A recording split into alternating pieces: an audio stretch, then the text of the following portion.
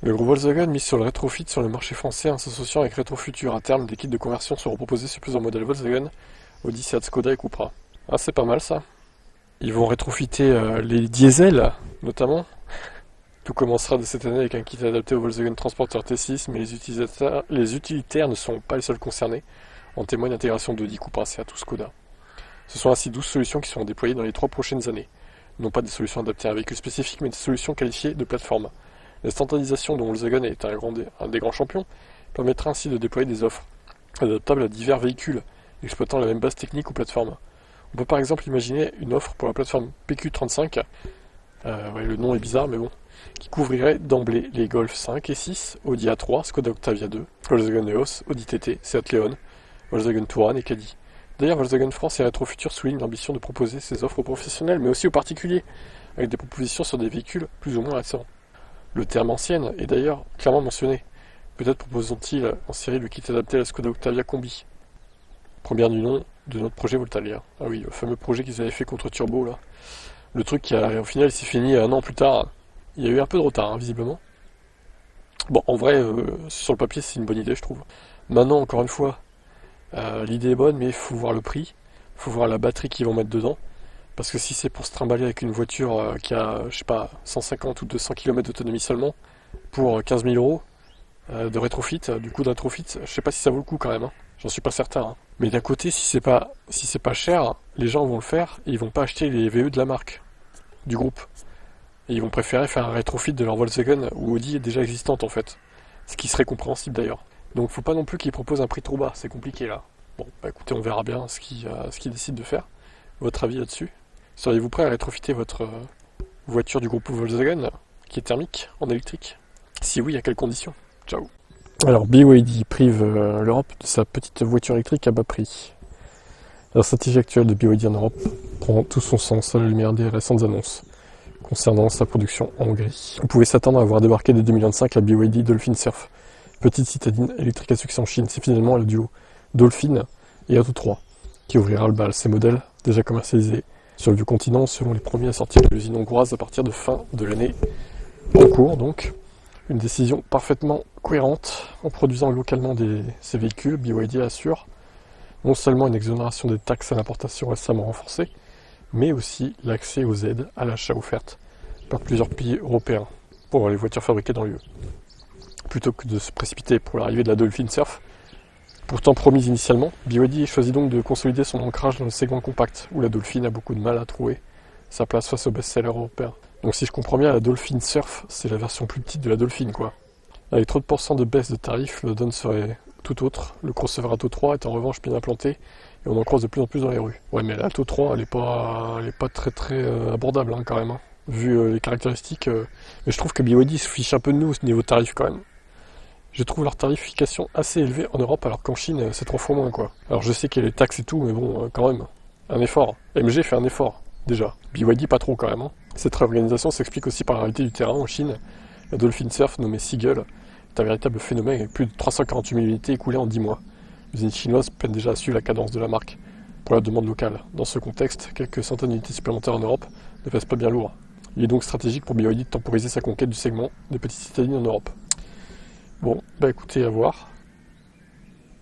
Alors, c'est quoi on va regarder vite fait la Dolphin Surf. Elle est proposée en Chine à un équivalent de 8 900 euros. Elle fait 3,70 m de long, la 4 places du coup.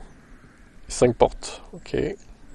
Ouais, grosso modo, chez nous, ça serait autour de 20 000, comme la Spring, comme la IC3, etc., quoi. Il n'y aura pas trop de surprises là-dessus, je pense. Sachant déjà qu'ils font pas beaucoup d'efforts pour baisser les tarifs de leur voiture en Europe, par rapport à la concurrence, donc bon. Dommage. Sinon, bon, c'est une bonne marque, hein, mais je trouve que c'est un poil cher pour les modèles qu'ils proposent, pour l'instant. Ils se démarquent pas trop niveau tarif, quoi. Contrairement à AMG, je trouve. John Elkann a rencontré Donald Trump pour les émissions de CO2.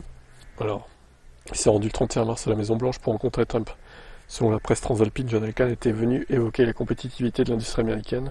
Ces derniers jours, des dirigeants de Ford et de General Motors ont aussi dialogué avec l'administration Trump. Rappelons que Stellantis possède les marques Jeep, Chrysler, Ram ou Dodge. Le groupe vend 1,3 million de véhicules par an aux US. Il possède 16 usines et emploie 48 000 salariés. Les droits de douane n'ont pas été un argument discuté lors de la réunion. indique la Repubblica. Rappelons que ce quotidien italien appartient à Exor, la holding de la famille Agnelli Elkann. Pas de droit de douane au menu de la rencontre, vraiment? Alors que Stellantis est très exposé aux risques posés par ces barrières, au contraire, Trump, après la rencontre, a précisé qu'Elkann n'avait pas demandé leur suspension, annonce la Repubblica. Les deux hommes auraient discuté de la possibilité de réduire les standards environnementaux. Après avoir réduit les aides au VE, le président des États-Unis préparerait un retour aux normes CO2 de 2020, moins exigeantes que les standards prévus par Biden. C'était la seconde rencontre officielle entre les deux hommes, après une première réunion en janvier, dans le resort personnel du républicain Mar-a-Lago en Floride. À l'issue de cette précédente rencontre, Elkann avait annoncé 5 milliards d'euros d'investissement aux USA pour donner de la stabilité à la superbe main-d'œuvre américaine. Bah voyons. Et en échange, exonéré d'impôts et des trucs comme ça, non? Des trucs comme ça, je pense, hein. Il a pas fait ça sans contrepartie, j'en suis sûr. Hein. L'épisode a le mérite de nous éclairer sur les changements à l'œuvre chez Stellantis avant son départ. Tavares maniait un style oratoire abrasif, comme il l'avait montré à l'automne, devant les parlementaires italiens. La compétition était darwinienne pour cet autoproclamé psychopathe de la performance. Oh les termes. Place à la calinothérapie. Un signe parmi d'autres, une convention avec 450 sous-traitants s'est tenue cette semaine à Turin. Au printemps dernier, Carlos Tavares menaçait ses fournisseurs d'internaliser la production de certains composants pour améliorer la compétitivité de son groupe. Par contraste, Imperato, patron de Stellantis Europe, a exprimé cette semaine-là la détermination à unir nos forces en reconnectant Stellantis avec tous ses partenaires, y compris les fournisseurs, pour parvenir à sécuriser le futur de ce secteur stratégique. Par contre, l'article est super long. Bon, on va tout lire, mais c'est un peu long quand même. Il faudrait faire un peu plus court, Automobile Propre, si possible. Je doute que tout le monde lise tout, quand même. Après, bon, c'est intéressant, mais... En attendant la désignation d'un éventuel successeur pour Tavares, John Elkann, chairman de Stellantis, négocie, discute, consulte, rassure, comme le montre la rencontre avec Trump, en dialogue avec le monde politique. Après le départ de Tavares en décembre, l'homme d'affaires américano-italien s'est présenté devant Macron à l'Elysée afin de confirmer au chef de l'État l'engagement du groupe automobile en France dans la perspective de nouveaux projets dans l'Hexagone. Les relations sont également moins tendues avec le gouvernement italien, fini les menaces saisies et remontrant en janvier, la présidente du Conseil, Giorgia Meloni, s'était dit satisfait des garanties apportées au téléphone par Elkann.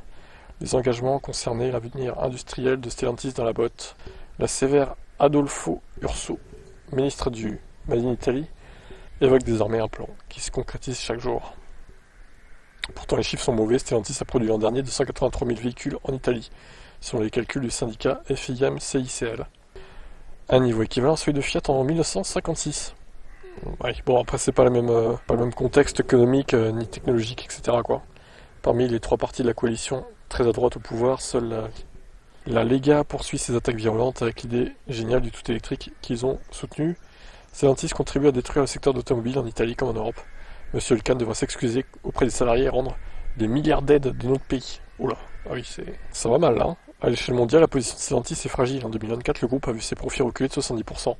Et au premier trimestre, ses ventes ont reculé de 12% aux US par rapport à l'année dernière. Enfin, 2023 quoi. Non, 2024 du coup.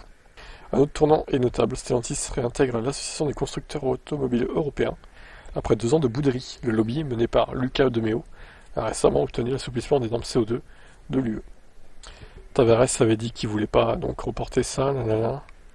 John Elkann se félicite du report partiel des normes européennes, mais il expliquait aussi qu'il s'agissait d'interventions à court terme qui ne donnent pas la certitude nécessaire au marché.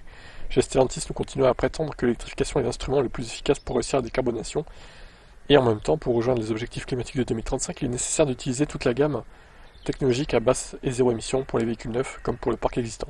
Face à Trump, John Elkann a souligné le besoin de règles claires et stables sur la Repubblica dans les mauvais moments. On a besoin d'alliés de certitude. Le diplomate John Elkann semble avoir compris, mais la mise en place de droits de douane ne se fait pas sans inquiétude. L'usine Stellantis de Windsor au Canada est ainsi mise en sommeil pour 2 semaines après les annonces du président américain. Dans un contexte de guerre commerciale, on ne peut sans doute pas rassurer tout le monde. Bon, ok, c'est la merde, on peut résumer ça comme ça. On a l'impression que John Elkann veut renforcer sa présence aux US. Hein. L'Europe, il en a un peu marre, on dirait. Et bon, à voir comment ça va évoluer tout ça. Qu'est-ce que ça vous inspire tout ça ?